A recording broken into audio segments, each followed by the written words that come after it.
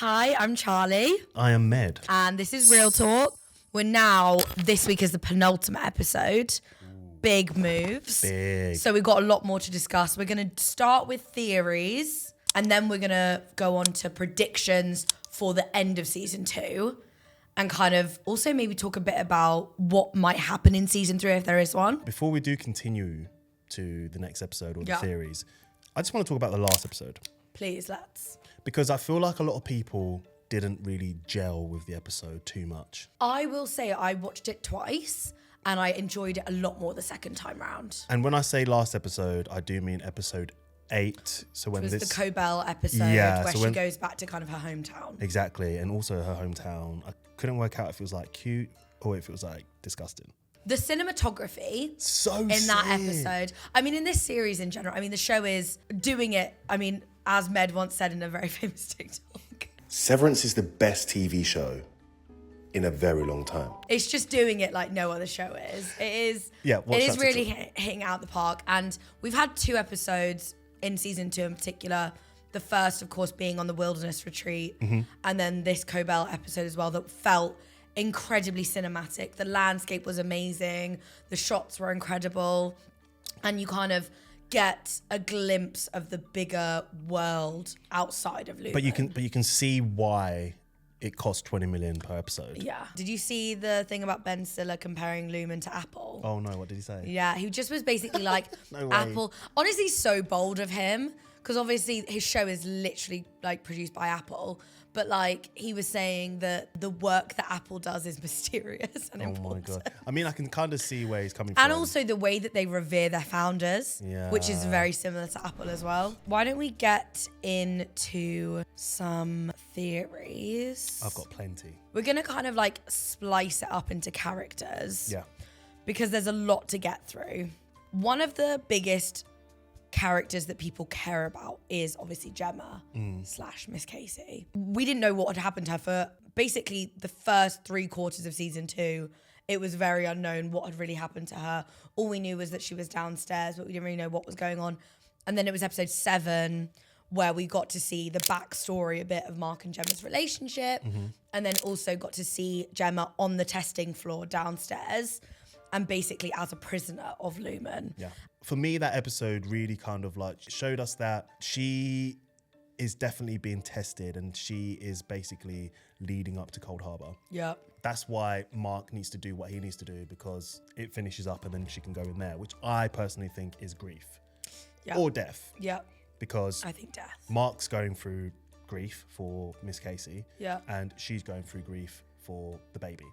And that's why I think she's there. Because they've probably promised her something like, hey. This is my biggest thing, is wanting to know Why she went. why she gets involved with Lumon. Because obviously when you see the flashbacks, there's that bit. So the guy, what's the guy's name that's... The doctor. Yeah. The guy with the nice blue eyes. Yeah. I don't know, but he's a creep. But so you know he was in the waiting room Yeah. when they go to the like IVF treatment centre. And I'm pretty certain he was the therapist that told Mark to get severed.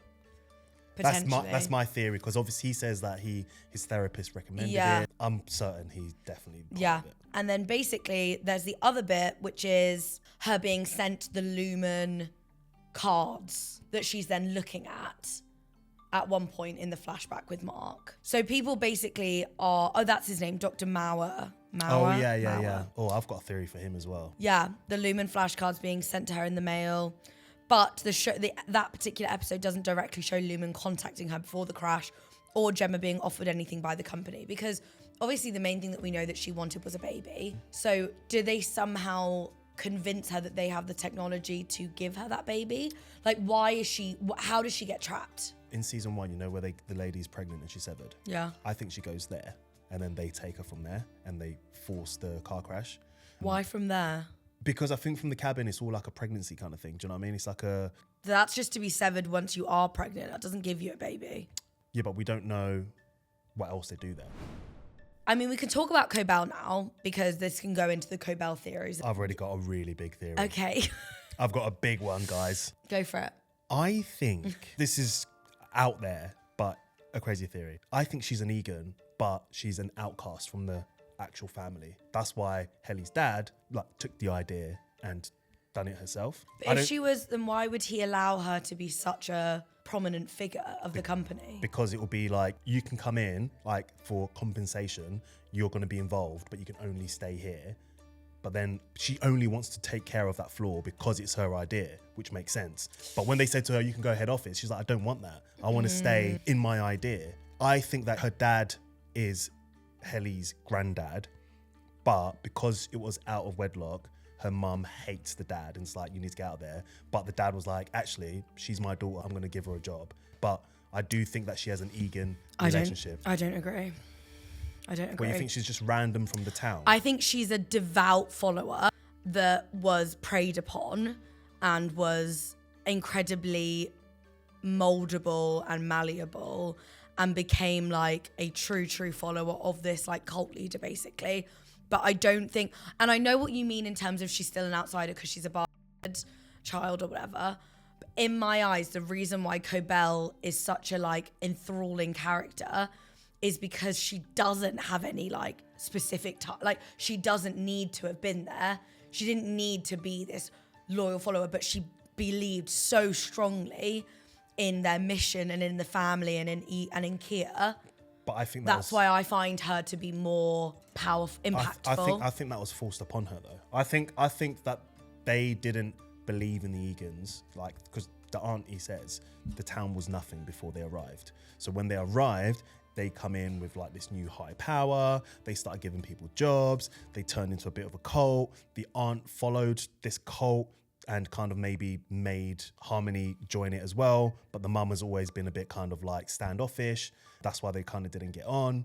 But I think that she only is in this like religious cult thing because, like you said, she's been groomed into it. But the thing with Severance that I kept on seeing when I was doing like research for like theories and stuff, the thing that I always see on Twitter is like, this show, you end up theorizing stuff that's like so out there because it's so layered. There's so many questions. You don't know what's going on. Like I saw this one theory. I learned that from season 1. This person was like, I genuinely believe that Severance is a social experiment where they want to find out how long we will watch a show where nothing happens. Oh my God. You have questions which lead to more questions. And at the end, they'll say, thank you for making it to the very end. What made you stay?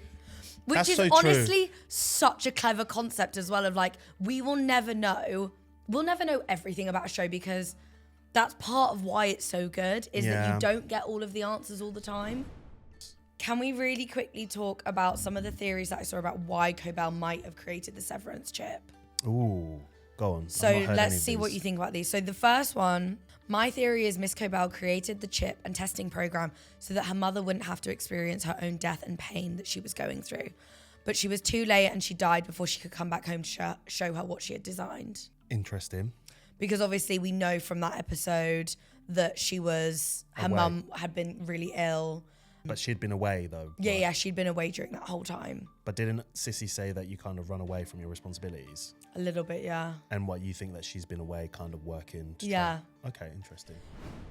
Should we move on to prediction? Yeah, let's move on. I want to talk more about the is Gemma dead prediction. The biggest prediction for the end of season 2, people think that Mark is going to discover that Gemma, or at least Gemma as he knows it, is dead. And that all they did was they were able to make her innie. So that's the thing that's living downstairs.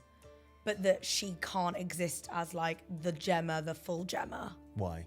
Don't know. I think she's dead. I think that she's going to come up as Miss, what's her name? This was it. So my theory is that Mark is going to end the season saying she's dead, but it'll be because we find out Gemma's original personality is destroyed and a reintegrated Mark is captured and held on the testing floor. Lumon is going to succeed before they are ever failed, stopped. My hope is that season 3 focuses on a uniting of the departments led by a twice severed Helly. If the show is a play on the work-life balance and life under capitalism, then the message should be through unions it's possible to succeed, but that's just me. So I agree with 30% of that. I think there is going to be some. 30%. I think there is going to be some union. I think that Miss Cobell, I think that Mark, I think that Milkshake, they're going to team up. They're going to, like, Milkshake and Miss Cobell are going to go against the business. We know what I think is building up to that. I don't think so. Do you know what would be a really Really not unsatisfying because it would make me want to scream. But this concept that could be a really interesting end to season 2 is, let's say Cobell is on their side, and then at the very last minute, Cobell traps a reintegrated Mark on the testing floor. And season 2 ends with Mark taking Gemma's place on the testing floor. Ooh, I wouldn't like that. No, neither would I, but that would be quite crazy. I just think Gemma's going to be upstairs. But as Miss Casey or as Gemma? As Miss Casey. And then I think that Mark is going to be in work, but because he's reintegrated, Cobell's going to be like, just go in. They don't know that you're reintegrated. They're going to think but then your memories are going to mix, and then he's going to lose it when he sees Gemma, because his memories are going to be like, and then he gets Gemma out, or they stay there? He's going to try and get Gemma out, but that's when Milkshake finds out and like realizes something's a bit weird, and then they're going to team up. There's not going to be as much rebellion with certain people inside as I think you think there are.